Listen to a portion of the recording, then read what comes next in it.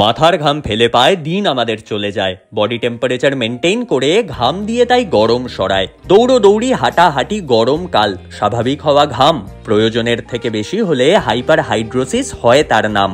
হবে লুক নষ্ট, হবে গায়ে গন্ধ, বডি স্প্রের ব্যবসা হবে না কখনো বন্ধ।